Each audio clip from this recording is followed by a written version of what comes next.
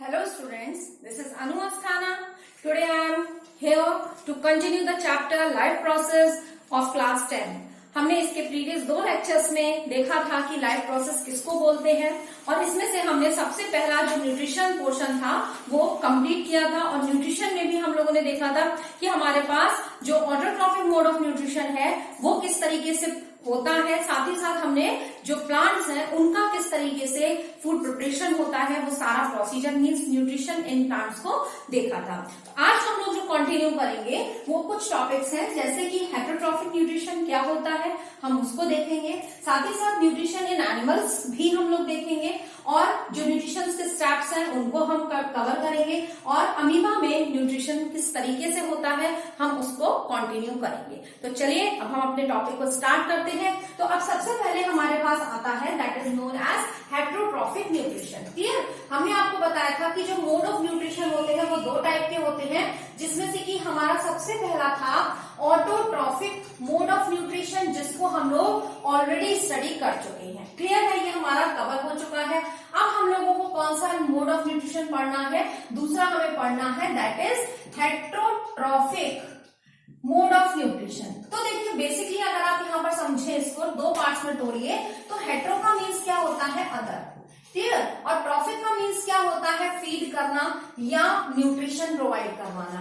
मतलब क्या हुआ कि ऐसे ऑर्गेनिज्म जो अपना फूड किसी दूसरे से ऑब्टेन करते हैं उसी को हम लोग क्या बोलते हैं हेटेरोट्रॉफिक न्यूट्रिशन बोलते हैं। ऑटो में हमने देखा था कि जो प्लांट्स हैं वो अपना फूड खुद प्रिपेयर कर रहे थे, बट यहाँ पर ऐसा नहीं है। यहाँ पर हम लोग क्या कर रहे हैं अपना फूड किसी और के थ्रू ले रहे हैं, है ना। तो ऐसे ऑर्गेनिज्म जो अपना फूड किसी दूसरे से लेते हैं उनको हम लोग बोलते हैं हेटेरोट्रॉफ्स और इस मोड ऑफ न्यूट्रिशन को हम लोग क्या बोलते हैं उसको हम बोलते हैं हेटेरोट्रॉफिक न्यूट्रिशन। तो इसकी अगर हम डिफाइन लिखना चाहें तो हेटेरोट्रॉफिक न्यूट्रिशन बेसिकली क्या हो गया कि जब जो ऑर्गेनिज्म होते हैं व्हेन ऑर्गेनिज्म ऑब्टेन या सिंपल कैन नॉट प्रिपेयर, है ना, थोड़ा सा सिंपल कर देते हैं, can not prepare its own food, यानी कि अपना खुद का जो फूड है जब उसको नहीं बना सकते हैं, सिंथेसाइज नहीं कर सकते हैं, तो उस मोड ऑफ न्यूट्रिशन को हम लोग क्या बोलते हैं हेटेरोट्रॉफिक बोलते हैं और ऐसे ऑर्गेनिज्म को हम लोग क्या बोलते हैं हेटेरोट्रॉफ्स बोलते हैं। क्लियर होता है, यहां तक समझ में आ गया। अब हम देखिए आपको अगर हम इसकी एग्जांपल्स की बात करें तो आपके जितने भी एग्जांपल्स हो सकते हैं, जैसे हम खुद जितने भी ह्यूमन बीइंग्स हैं वो इसका एग्जांपल्स हो सकते हैं, साथ ही साथ लायन है, आपका काउ है, बुफेलो है, बहुत सारे एग्जांपल आपको अपने जो सराउंडिंग में दिख रहे हैं वो सारे इसके एग्जांपल्स हो सकते हैं। क्लियर है, अब हम लोग इनके टाइप्स की बात करेंगे। तो हेटेरोट्रॉफिक जो न्यूट्रिशन होता है वो बेसिकली 3 टाइप का होता है। सबसे पहला होता है जिसको हम लोग क्या बोलते हैं, this is known as saprophytic mode of nutrition. मतलब क्या है मोड ऑफ न्यूट्रिशन से मतलब क्या हुआ, सैप्रोफाइटिक का मतलब क्या हुआ कि ऐसे ऑर्गेनिज्म जो अपना फूड डिकेइंग मैटर से ऑब्टेन करते हैं, है ना, और वो डिकेइंग जो मैटर है वो किसका होता है डेड एनिमल्स का एंड डेड प्लांट्स का। मतलब क्या हुआ जो सैप्रोफाइटिक होते हैं या जो सैप्रोफाइट्स होते हैं, हम यहाँ पर सैप्रोफाइट्स लिखते हैं तो ज्यादा आपको सही रहेगा सैप्रोफाइट्स। तो सैप्रोफाइट्स जो होते हैं वो क्या होते हैं, वो अपना जो फूड होता है ऑब्टेन करते हैं फ्रॉम डिकेइंग का मतलब है जो पूरी तरीके से सड़ चुका है, सड़ी गली चीजों से जो अपना फूड लेते हैं। तो decaying matter of dead animals और प्लांट्स, जितने भी आपके सड़े हुए गले हुए जो एनिमल्स या प्लांट्स होते हैं जो अपना फूड उनसे प्रिपेयर करते हैं उनको हम लोग क्या बोलते हैं सैप्रोफाइट बोलते हैं। क्लियर होता है सबको। इस कैटेगरी में अगर हम एग्जांपल्स की बात करें तो इसका जो एग्जांपल हो सकता है वो बेसिकली क्या हो सकता है, सबसे अच्छा एग्जांपल है मशरूम। आप सब लोगों ने देखा होगा मशरूम हम लोग खाते भी हैं, लेकिन जो हम लोग खाते हैं मतलब ईडेबल जो मशरूम्स होते हैं वो प्रॉपर तरीके से उगाए जाते हैं। वो सड़ी गली चीजों मीन्स इस तरीके से नहीं कि कहीं पर भी वो पैदा हो गया उसको हमने खा लिया, क्योंकि अगर नॉर्मली गंदी जगह पर वो मशरूम पैदा होता है तो उसको क्या किया जाता है, वो हमारे लिए नुकसानदायक हो जाता है, पॉइजनस हो जाता है। इसलिए जो खाने वाले मशरूम्स होते हैं उनका जो उनकी जो फार्मिंग होती है वो अलग से की जाती है। क्लियर होता है। इसके अलावा जो ब्रेड के मोल्ड्स होते हैं, ब्रेड मोल्ड्स, वो भी इसका एग्जाम्पल हो सकता है।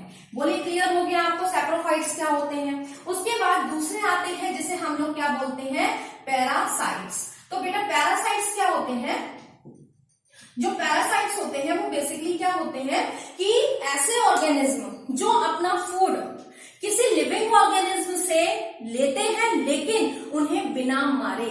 मतलब क्या है, आपका जो भी ऑर्गेनिज्म है जिससे आप अपना फूड ले रहे हैं, देखिए यहाँ तो सड़ी गली चीजें थी, ठीक है, उनसे ले रहे थे, लेकिन यहाँ पर क्या है, यहाँ पर ऐसा नहीं है। यहाँ पर वो किससे ले रहे हैं फूड, ये वो उनसे ले रहे हैं फूड जो कैसे हैं, लिविंग है। ठीक, तो इसका मतलब क्या हुआ, जो पैरासाइट्स होते हैं वो क्या होते हैं, वो बेसिकली ऑब्टेन करते हैं अपना फूड। ऑब्टेन फूड किससे ऑब्टेन करते हैं, फ्रॉम लिविंग ऑर्गेनिज्म। जितने भी आपके पास लिविंग ऑर्गेनिज्म है उनसे अपना फूड लेते हैं without killing them. It is very important, जैसे विदाउट किलिंग देम, उन्हें बिना मारे अपना फूड क्या करते हैं, वो कंज्यूम करते हैं। क्लियर होता है। इस कैटेगरी में हम लोग किसको रख सकते हैं, इसका अगर हम एग्जांपल लें तो इसका एग्जांपल क्या हो सकता है, आपने सुना होगा कि जिस बच्चे होते हैं जनरली उनके पेट में कीड़े पड़ जाते हैं, तो वो पेट में कीड़े क्या हैं, वो पैरासाइट्स हैं, है ना। हमारी आपने देखा होगा जो वो दैट इज कस्कुटा, जिसको अमरबेल बोलते हैं, वो भी इसका एक बहुत अच्छा एग्जांपल हो सकता है। तो वो क्या करता है, जिस प्लांट पे चिपक जाता है, जिस प्लांट को ट्रैप कर लेता है पूरी तरीके से, लिपट जाता है जिसके ऊपर, वो उसका सारा न्यूट्रिशन खुद लेता रहता है। बात क्लियर होती है। तो यहाँ पर आपको क्या चीज ध्यान में रखनी है कि वो लिविंग ऑर्गेनिज्म जिससे वो फूड ले रहा है, जो पैरासाइट है जो फूड ले रहा है, वो क्या कहलाता है, वो कहलाता है होस्ट। क्लियर होता है। उसे हम लोग क्या नाम देते हैं, उसे हम लोग बोलते हैं होस्ट। यहां तक सबको बात क्लियर होती है। उसके बाद एक थर्ड टाइप का होता है जिसे हम लोग बोलते हैं होलोजोइक।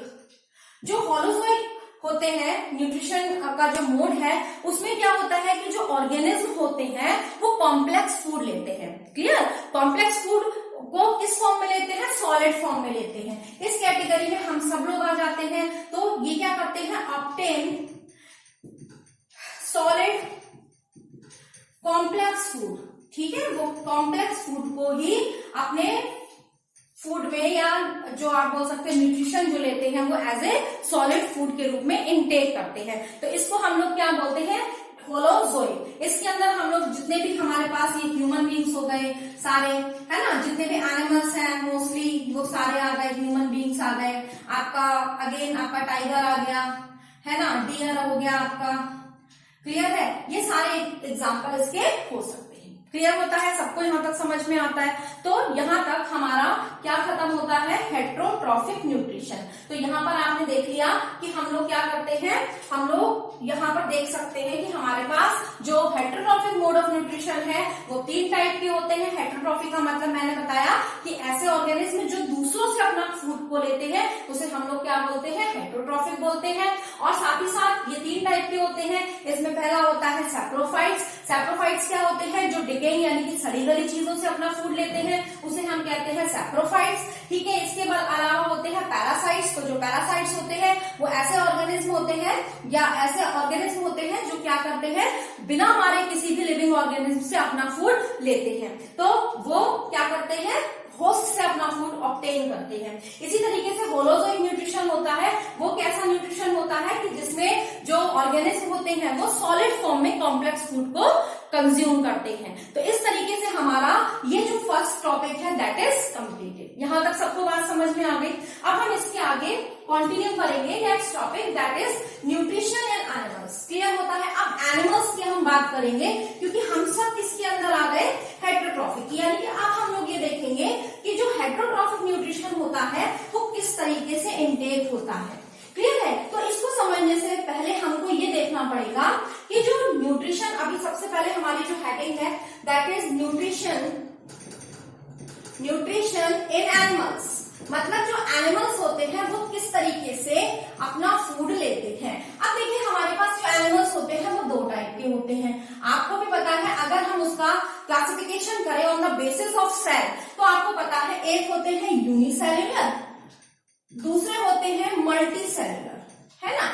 आपको नाम से समझ में आता होगा और आपने 9th क्लास में भी पढ़ा है। यूनि मीन्स होता है सिंगल, यानी कि ऐसे ऑर्गेनिज्म जिनके पास सिर्फ एक सेल होता है, ठीक है, जिनके पास सिर्फ कैसा होता है, वन सेल होता है, उसी को हम लोग क्या बोलते हैं, यूनिसेलुलर ऑर्गेनिज्म बोलते हैं। जैसे अमीबा हो गया, पैरामीशियम हो गया, है ना, ये सब कैसे हो गए, यूनिसेलुलर। अब ऑब्वियस सी चीज है कि जब उनके पास सिर्फ एक सेल है तो वो खाएंगे भी, वो इजेक्ट भी करेंगे, वो रेस्पायर भी करेंगे, वो सारे फंक्शंस करेंगे, क्योंकि है तो लिविंग ना।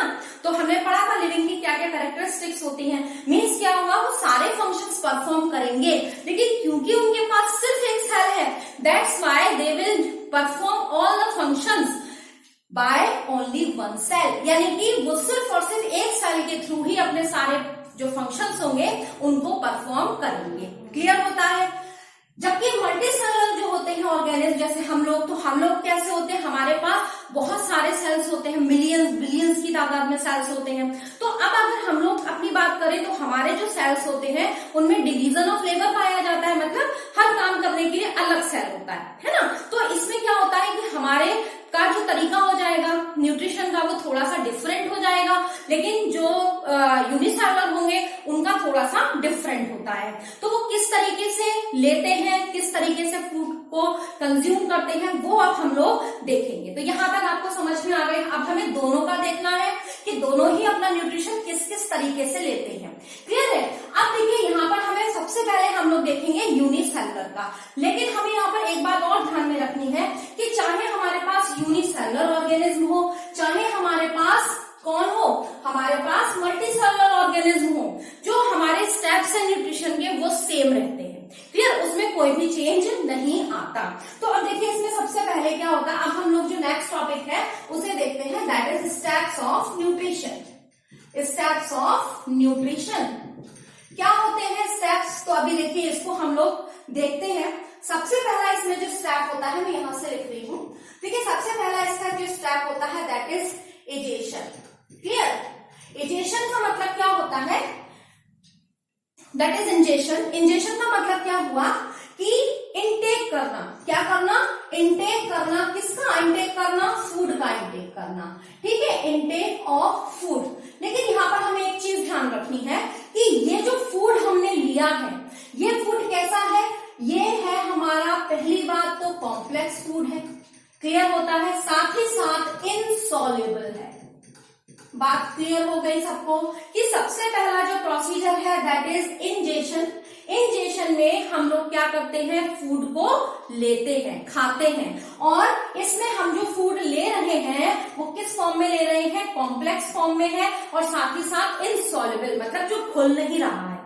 ओके, अब हम लोग क्या करते हैं, जब हमारा इंजेशन हो गया तो हम लोग फिर दूसरे प्रोसेस पे चलते हैं। इंजेशन के बाद अब क्या हुआ, जो दूसरा होगा that will be your digestion.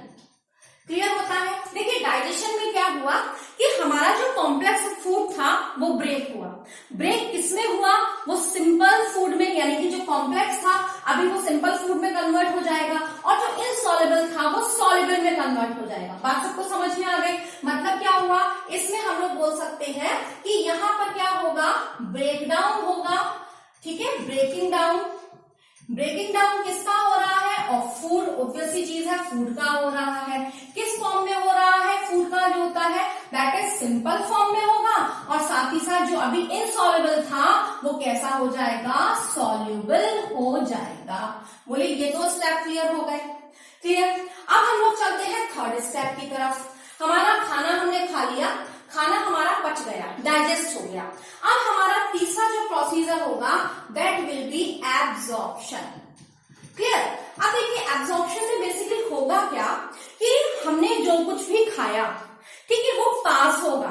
Clear है, वो पास होगा, कहां पर पास होगा, थ्रू आउट द इंटेस्ट। मैं यहां पर लिख देती हूं दैट इज, अगर हम इसको बोल सकते हैं सीधा सीधा सा कि ट्रांसपोर्टेशन, पासिंग बोल दो या ट्रांसपोर्टेशन मतलब जाना, ठीक। तो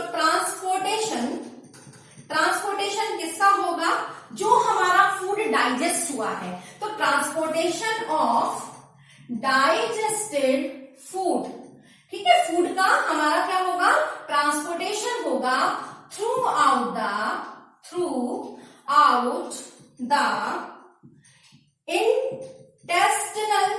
इंटेस्टिनल वॉल्स। जो हमारे बॉडी में वॉल्स है, इंटेस्टिनल वॉल्स हैं, उसमें क्या होगा, जो हमारा डाइजेस्टेड फूड है उसका ट्रांसपोर्टेशन होगा। किसके थ्रू होगा, ऑब्वियस ही चीज है, बाय ब्लड। ठीक, आपने पढ़ा है, आपको इतना तो मैंने बताया ही था कि जो ब्लड होता है वो क्या करता है, पूरी बॉडी के अंदर जो कुछ हमने अपने लिए यूजफुल आइटम था उसको लेकर उसमें ऑक्सीजन के साथ क्या करते हैं, पूरी बॉडी में उसको सर्कुलेट करता है। सिर से लेके पांव तक वो हर एक न्यूट्रिएंट हमारी बॉडी के अंदर पहुंचता है। कैसे पहुंचता है, थ्रू द ब्लड। क्लियर होता है। तो इसका मतलब क्या हुआ, जो थर्ड स्टेप था उसमें क्या हुआ, एब्जॉर्प्शन हुआ। और एब्जॉर्प्शन का मतलब आपको क्लियर हो गया होगा कि जो खाना टूटा था अभी, वो सिंपल फॉर्म में टूटा था, वो क्या हुआ, वो ब्लड के थ्रू पूरे बॉडी के अंदर एब्जॉर्ब होकर सर्कुलेट हो जाएगा। क्लियर होता है। अब जो फोर्थ प्रोसीजर होता है दैट इज कॉल्ड एसिमिलेशन। तो एसिमिलेशन में बेसिकली क्या होगा कि हमने अभी हमारे पूरे शरीर में पहुंच चुका है, क्लियर है। अब क्या होगा, उसका यूटिलाइजेशन होगा। यूटिलाइजेशन आपको हमने बताया था ना, न्यूट्रिशन का मतलब क्या होता है बेसिकली कि फूड को इंटेक करना और यूटिलाइज करना। तो अब क्या होगा, यहाँ पर यूटिलाइजेशन होगा। तो यूटिलाइजेशन ऑफ फूड होगा। तो अब किस पर्पज से यूटिलाइज किया जाएगा, तो फॉर ग्रोथ, हमको ग्रो करने के लिए इसकी जरूरत पड़ेगी, ग्रोथ के लिए जरूरत पड़ेगी। हमको अपने डेली के जो एक्टिविटीज है उनको परफॉर्म करने के लिए जो एनर्जी है उसके फॉर्म में हम इसको यूटिलाइज करेंगे। साथ ही साथ हम लोग क्या करेंगे, रिपेयरिंग करने के लिए इसका इस्तेमाल करेंगे। जो हमारे सेल्स टूटते फूटते रहते हैं तो उनकी रिपेयरिंग, आपने देखा होगा कभी हमारे कहीं पे खाल छिल जाती है, स्किन थोड़ी सी हट जाती है, कुछ समय के बाद वो वापस से आ जाती है, तो वो क्या है, रिपेयरिंग ऑफ सेल्स। तो यहाँ पर क्या होता है, रिपेयरिंग क्या हो जाती है, सेल्स की होती है। तो इस तरीके से और भी बहुत सारे काम है, लेकिन मेनली जो है एसिमिलेशन में इस फूड का क्या होगा, यूटिलाइजेशन होगा। अब फूड यूटिलाइज हो गया, फूड एब्जॉर्ब भी हो गया, लेकिन जो कुछ हमने खाया उसमें से कुछ ना कुछ थोड़ा बहुत तो वेस्ट होगा जो हमारे लिए यूजफुल नहीं है। तो अब वो बॉडी में से क्या हो जाएगा, रिमूव हो जाएगा। और किसके प्रोसेस के थ्रू जाएगा, egestion, that is known as egestion, मतलब इजेक्ट कर देना। अभी क्या होगा, यहाँ पर हम लोग क्या करेंगे, रिमूवल ऑफ अनडाइजेस्टेड फूड। जो हमारा डाइजेस्ट नहीं हो पाया फूड, वो क्या हो जाएगा, अनडाइजेस्टेड फूड जो हो जाएगा वो रिमूव हो जाएगा। बात सबको समझ में आ गई। इस तरीके से ये हमारे टोटल 5 प्रोसीजर हैं, चाहे यूनिसेलुलर ऑर्गेनिज्म हो चाहे मल्टीसेलुलर ऑर्गेनिज्म हो, हर ऑर्गेनिज्म ये 5 प्रोसेस करेगा ही करेगा। बात सबको समझ में आ गई। तो इनको हमें याद रखना है, सीक्वेंस भी हमें याद रखना है। अब जनरली क्या होता है, बच्चे थोड़ा सा गड़बड़ कर जाते हैं, वो भूल जाते हैं कि कैसे हमें इस सीक्वेंस को याद रखना है। तो उसके लिए मैं आपको एक छोटी सी ट्रिक बताती हूँ, तो इस तरीके से आप बहुत आसानी से इसको याद रख पाएंगे। तो देखिए, ट्रिक देखिए, हम लिखते हैं इंडिया बेस जी, इंडिया बेस जी। मैंने क्या लिखा है, मैंने लिखा है इंडिया बेस जी। क्लियर, ये मेरी ट्रिक है। और इस ट्रिक से देखिए कैसे हम लोग इसको याद कर सकते हैं। तो देखिए, हर के 2-2 पेयर बना लीजिए, जितने भी हमने वर्ड्स लिखे हैं ना, इन सबके 2-2 पेयर बना दीजिए। तो देखिए, इन से क्या हो गया, आपको पता है, इंजेशन। क्लियर, DI से क्या हो गया, डाइजेशन। उसके बाद AB से क्या हो गया, एब्जॉर्प्शन। क्लियर, उसके बाद हमारे पास ये हो गया AS से क्या हो गया, एसिमिलेशन।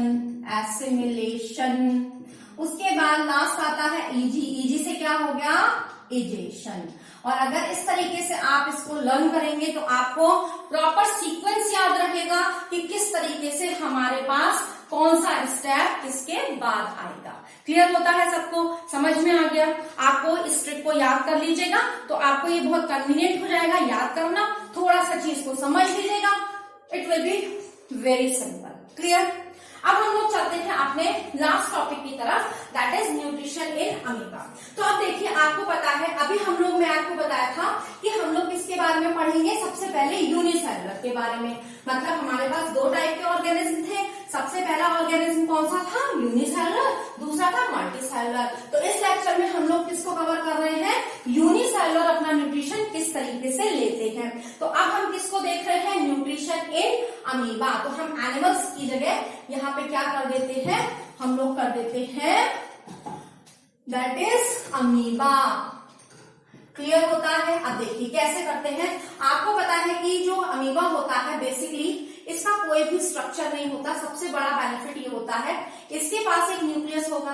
क्लियर होता है? ये क्या है? इसका न्यूक्लियस है, आपको भी पता है। क्लियर? साथ ही साथ यहाँ पर क्या होगा? सेल है, एक सेल है, तो इसमें साइटोप्लाज्म भी होगा। क्लियर होता है? ये आपके पास नॉर्मल है। अब इसको यहाँ पर अपना क्या दिखाई दिया? एक मान के चलिए इसको अपना एक शिकार दिखाई दिया, मीन्स इसका फूड है। ये क्या है? इसका फूड। क्लियर होता है? अब देखिए सबसे पहला प्रोसीजर क्या होगा कि इसके पास कुछ है तो नहीं, माउस वगैरह तो है नहीं, तो ये अपना खाना कैसे खाएगा? तो जैसे ही ये सेल क्या करेगा? अपने टेम्परेरी प्रोजेक्शन बनाएगा। कैसे बनाएगा? वो टेम्परेरी प्रोजेक्शन ऐसे बनाएगा कि वो इस फिंगर लाइक स्ट्रक्चर बना देगा, कुछ इस टाइप से फिंगर लाइक स्ट्रक्चर बना देगा, और इस जो फूड होगा उसको क्या कर लेगा? चारों तरफ से घेरने के लिए जाएगा। बात सबको समझ में आती है? ये हमारा क्या है? सेल का न्यूक्लियस है। इस बात को आपको ध्यान में रखना है। ये सब हमारा साइटोप्लाज्म है। क्लियर है? अब देखिए यहाँ पर ये जो आपको दिखाई दे रहा है इसको हम लोग बोलते हैं that is called pseudopodia. Pseudopodia basically क्या है? स्यूडो का मतलब होता है फॉल्स। ये जो हमारा टर्म है ना दैट इज स्यूडो, इसका मतलब क्या होता है? फॉल्स। ठीक है? पोडिया मीन्स क्या होता है? That is faeces. मतलब क्या हुआ कि फॉल्स फीट जो है नहीं, वो टेम्परेली कुछ इस टाइप से प्रोजेक्शन हो जाता है, ऐसा लगता है कि मानो उसके पैर है। तो वो क्या करेगा? इसको चारों तरफ से, जैसे मान के चलिए ऐसे है तो वो ऐसे दो स्ट्रक्चर बनाएगा और इसको इस तरीके से फॉल्स फीट से ट्रैप करने की कोशिश करता है। क्लियर होता है? तो ये अब ले रहा है, इनटेक कर रहा है, तो इस प्रोसीजर को हम लोग क्या नाम देंगे? That will be called ingestion. Clear है? That process is ingestion. बोलो क्लियर हो गया? इसको मैं ऐसे सर्कल में करती हूँ जिससे कोई प्रॉब्लम ना हो। अब क्या होगा? इंजेशन के बाद वो क्या करेगा? सेकंड जाएगा वो अमीबा, इसको अच्छे तरीके से अंदर की तरफ ले लेगा और एक वैक्यूल क्रिएट कर देगा। इसका जो न्यूक्लियस है वो इधर हो गया, और यहाँ पर क्या है? इसका जो शिकार था या इसका फूड था वो कैसा है? वो इसके अंदर आ गया। ठीक है? यह बात आपको ध्यान में रखनी है। इसका सेल तो ज्यादा ही बड़ा हो गया, न्यूक्लियस सॉरी, ये, और इसका हम ये करते हैं थोड़ा सा इस टाइप से। क्लियर है? तो ये क्या करेगा? अपने इस फूड को इसने एंगल्फ कर लिया। एंगल्फ मतलब निगल लिया, और एक क्या हो गया? वैक्यूल क्रिएट हो गया। देखिए यहाँ पे हमने कोई भी वैक्यूल नहीं बनाया, लेकिन यहाँ पर अभी क्या हो चुका है? वैक्यूल क्रिएट हो चुका है। बात समझ में आ गई? और ये सूडोपोडिया भी क्या हो चुके हैं? डिसअपियर हो चुके हैं। इसीलिए हमने क्या कहा था? टेम्परेरी, मतलब कुछ समय के लिए ही बने, जब तक उसने उसको कैप्चर किया है बस तभी तक बने। उसके बाद यहाँ पर क्या हो रहा है? उसके बाद इंजेक्शन के बाद यहाँ पर क्या होगा? डाइजेशन होगा। तो डाइजेशन के लिए क्या होता है? जो डाइजेस्टिव जूसेस होते हैं वो इसके पास आएंगे, एंजाइम्स और डाइजेस्टिव जूसेस, वो क्या करेंगे? इसके जो भी इसके न्यूट्रिएंट्स होंगे वो इसको ले लेंगे। क्लियर है? तो इस प्रोसेस को हम लोग क्या बोलेंगे? डाइजेशन। क्लियर होता है? ये प्रोसेस क्या हो गया हमारा? डाइजेशन। डाइजेशन के बाद क्या हो जाएगा? नेक्स्ट क्या होगा कि ये जो अमीबा होगा बेसिकली ये क्या करेगा? उसको डाइजेशन के बाद क्या था? एब्जॉर्प्शन। मतलब ये जो आपका इसके अंदर जो फूड था वो उसने सारा ले लिया, न्यूट्रिशन सब जा चुका है, लेकिन अभी क्या होगा? देखो हमने एरो इस साइड में बना दिए। मतलब क्या हुआ? अब ये पूरी जो सेल है वो अपनी तरफ क्या ले रहा है? इसके जो भी न्यूट्रिएंट्स थे अब वो रिसीव कर रहा है। यहाँ पे इसका क्या हो गया? न्यूक्लियस हो गया। तो अभी यहाँ पर ये जो प्रोसीजर हो गया एब्जॉर्प्शन हो गया, क्योंकि एब्जॉर्प्शन में हमने आपको क्या बताया था कि जो भी उसके न्यूट्रिएंट्स होते हैं उसको एब्जॉर्ब कर देना थ्रू द ब्लड। अब इसमें ब्लड वगैरह तो कुछ होता नहीं है, तो बेसिकली ये क्या करता है? ये उसको क्या करता है? अपने एब्जॉर्ब कर लेता है। क्लियर है? उसके बाद फिर अब क्या होगा हमारे पास? एब्जॉर्प्शन के बाद हमारे पास कौन सा प्रोसीजर आ जाएगा? वो उसको यूटिलाइज करेगा। आएगा, यानी कि यूटिलाइजेशन आएगा। तो यूटिलाइजेशन को हम लोग क्या बोलते हैं, एसिमिलेशन बोलते हैं। तो एसिमिलेशन में बेसिकली क्या होगा, इसका जो साइज है वो हम देखें थोड़ा सा बड़ा बना दे रहे हैं, क्लियर है। तो ये अभी हमारा क्या हो गया, एसिमिलेशन, मतलब इसने इसको ग्रोथ के लिए यूज किया। बात सबको समझ में आ गई। और ये इसका न्यूक्लियस हो गया और ये इसका साइटोप्लाज्म हो गया, अभी ग्रोथ कर चुका है। उसके बाद इसका कुछ ना कुछ वेस्ट भी होगा, है ना, ऐसा जरूरी तो नहीं है कि सारा उसने यूज ही कर लिया हो, कुछ वेस्ट भी बचा होगा। तो जो वेस्ट बचा उसको उसने क्या किया, इस तरीके से उसने इसको क्या कर दिया, इजेक्ट कर दिया, मतलब बाहर की तरफ इसको रिमूव कर दिया। क्लियर है, ये इसका सेल का न्यूक्लियस हो गया, ये इसका साइटोप्लाज्म हो गया। और इस तरीके से इस प्रोसीजर को हम लोग क्या बोलेंगे, इजेशन। क्लियर हो गया। इस तरीके से ये हमने इसका नाम निकाला, दैट इज एसिमिलेशन। एसिमिलेशन। और इस तरीके से आपका क्या हो जाता है, अमीबा अपना फूड प्रिपेयर कर लेता है। ये सारे के सारे देखिए प्रोसीजर किए। सबसे पहले उसने क्या किया, उसने सबसे पहले फूड को देखा। जैसे ही फूड को देखा तो सबसे पहले उसने सूडोपोडिया की हेल्प से, जो कि टेम्परेरी प्रोजेक्शन थे, उनकी हेल्प से क्या किया, उसने उसको एनगल्फ किया। एनगल्फ करने के बाद इस प्रोसेस को हमने क्या बोला, इनटेक करना फूड का, दैट इज इंजेशन। इंजेशन के बाद क्या किया, उसने डाइजेस्टिव जूसेस के थ्रू उसको डाइजेस्ट किया। और साथ ही साथ इस प्रोसेस को हमने नाम दिया डाइजेशन। डाइजेशन के बाद क्या हुआ कि जो भी उसके अंदर न्यूट्रिएंट्स थे वो क्या हुए, एब्जॉर्ब हुए। इसलिए ये प्रोसीजर क्या हुआ, पूरे शरीर में पहुंच गए, ट्रांसपोर्ट हो गए। इसको हमने कहा एब्जॉर्प्शन। एब्जॉर्प्शन के बाद क्या हुआ, उसका यूटिलाइजेशन हुआ कि उसने अपने ग्रोथ में हेल्प की। इसके बाद क्या हुआ, जो भी वेस्ट था वो इसका रिमूव हो गया और इसको हमने नाम दे दिया इजेशन। क्लियर होता है। अब देखिए यहाँ पर एक सेल है, यहाँ पर वो अपने प्लाज्मा मेम्ब्रेन के थ्रू क्या कर रहा है, एनगल्फ कर रहा है फूड को। बात समझ में आ गई। वो अपने मेम्ब्रेन के थ्रू, ये मेम्ब्रेन है ना, इस मेम्ब्रेन, सेल है तो सेल का एक मेम्ब्रेन हो गया, तो मेम्ब्रेन के थ्रू अपने फूड को क्या कर रहा है, गेन कर रहा है। तो इस प्रोसीजर को हम लोग क्या बोलते हैं, फेगोसाइटोसिस। साइटोसिस, ये बहुत इंपॉर्टेंट है। ये क्या है, एक प्रोसीजर है, ये क्या है, एक प्रोसेस है, जिसमें मैं इसको दूसरे पेन से लिखती हूं, जिसमें क्या होता है, जो सेल होता है वो थ्रू प्लाज्मा मेम्ब्रेन वो क्या करता है, एनगल्फ करता है। किसको एनगल्फ करता है, फूड को। बात सबको समझ में आ गई। तो इसका मतलब क्या हुआ कि ये कैसा प्रोसेस हो गया, फेगोसाइटोसिस हो गया। और इस तरीके से हमारा ये आज का जो टॉपिक है वो फिनिश होता है। आई होप आप लोगों को समझ में आया होगा। Thanks a lot.